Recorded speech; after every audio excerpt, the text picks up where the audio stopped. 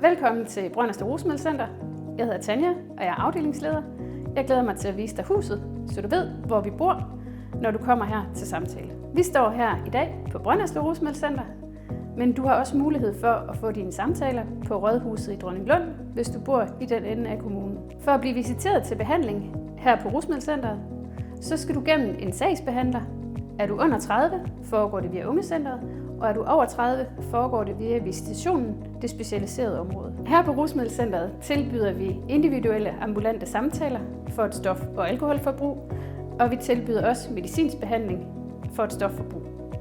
Når du kommer her til samtale, sætter du dig i venteværelset, hvor du vil blive hentet af din behandler, når det er din tid til samtale.